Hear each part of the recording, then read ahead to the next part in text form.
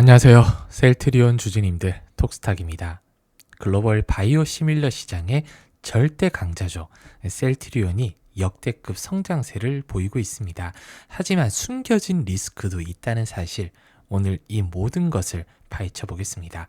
그리고 본론으로 들어가기 전 지난 영상에서 공매도에 많은 댓글을 좀 달아주셨는데, 확인되지 않고 검증되지 않은 이런 이야기를 하기가 좀 조심스럽습니다. 다음에는 조금 더 자세하게 다뤄드리도록 하겠습니다. 바로 들어가 보시죠. 주주님들이 시간은 소중하니까 구독, 좋아요만큼은 꼭 좀 바로 부탁드릴게요.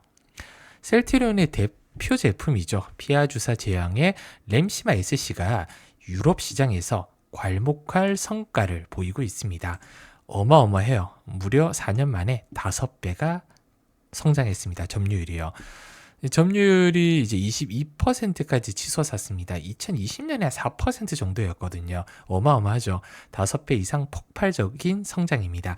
정맥주사 제형의 램시마까지 합치면 유럽에서 인플렉시맙에 처방받는 환자 10명 중 7명이 셀트리온 제품을 쓴다는 사실, 정말 대단합니다. 비단 램시마 SC뿐만 아닙니다. 이달리무맙, 바이오시밀러, 유플라이마는 2년 만에 21%, 베바시주맙, 바이오시밀러, 베그잘만은 2년 만에 28%의 점유율을 기록하면서 빠르게 시장을 장악하고 있습니다. 셀트리온의 막강한 영업력과 제품력이 다시 한번 입증이 된 셈입니다. 여기서 멈추지 않습니다. 올해 하반기에 졸레어 아엘리아, 그리고 악템나, 플로리아, 엑스지바, 바이오시밀러 등 총 4종의 고수익 신규 제품 출시할 예정입니다. 두근두근하죠.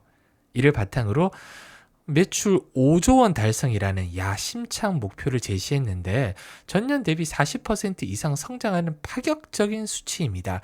2030년까지 총 22종의 바이오시밀러 출시 계획은 셀트리온의 장기적인 성장 로드맵을 보여줍니다. 하지만 이런 탄탄한 성장세 속에서도 오늘 좀 우려되는 뉴스가 하나 나왔더라고요. 간과할 수는 없는데 CDMO 사업의 역보상 약정입니다.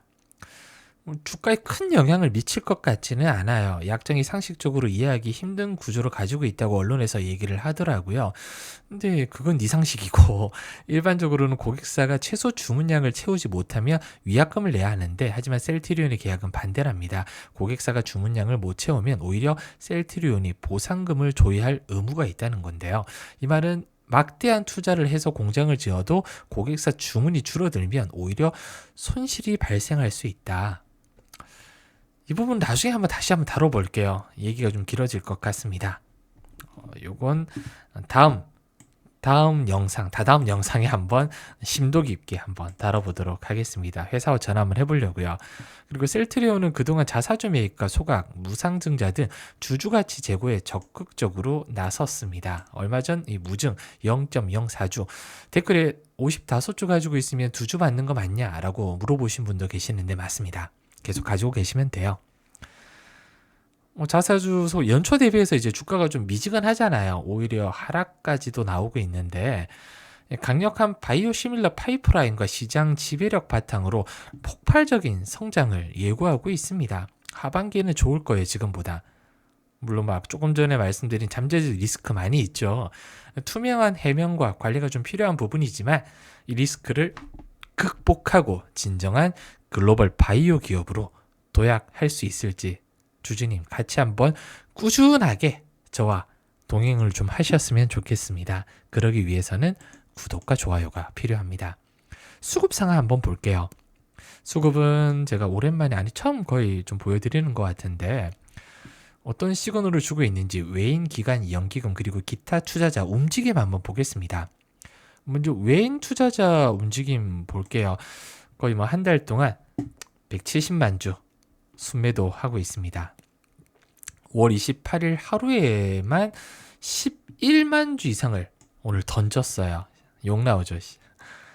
이런 지속적인 매도는 펀더멘탈보다 CDMO 불확실성이나 신약 출시 기대감 지연 이런 걸 좀 반영했다고 보는데 공매도도 한몫하고 있을 수도 있죠. 확신이 부족하다는 신호입니다. 기관은 어떨까요? 한 달 누적으로 120만 주. 순매도 하고 있습니다. 조심스러운 스탠스 유지하고 있어요.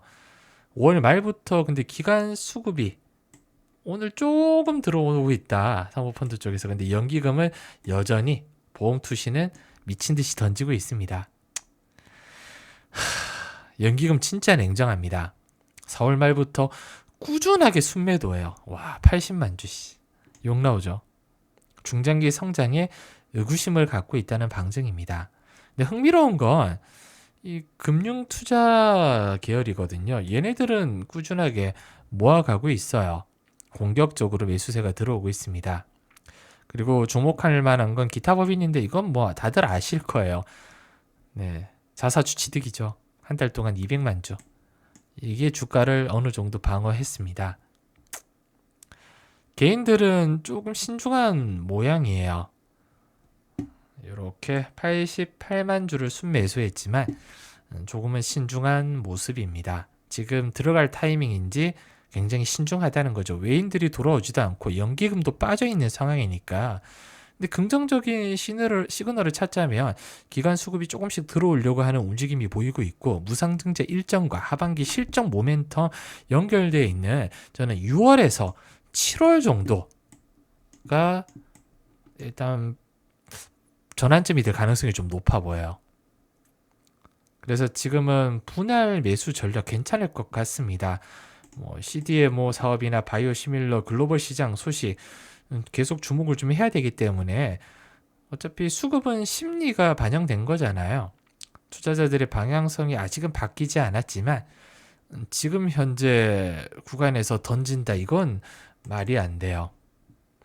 차트 보시면 아시겠지만 간략하게만 일단 차트 짚어드리면 제가 거의 매 영상에서 요 17만원대 위로 올라가야지 추세 전환 상승 추세로 좀 전환했다 이렇게 볼 수 있을 것 같거든요. 그래서 구름대 돌파 전까지는 웬만해서는 관망하시는 게 좋을 것 같고요. 좀 공격적이라면 저는 15만원 지지가 나오는 이 구간에서는 모아가도 괜찮다.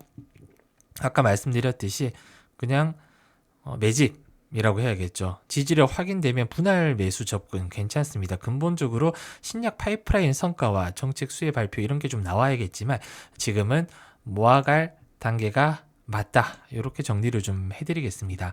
오늘 영상이 주주님들에게 정말이라도 조금이라도 도움이 좀 되셨다면 구독, 알림 설정까지 정말 꼭 부탁드리겠습니다. 다음에는 더 좋은 영상으로 찾아뵙도록 하겠습니다. 감사합니다.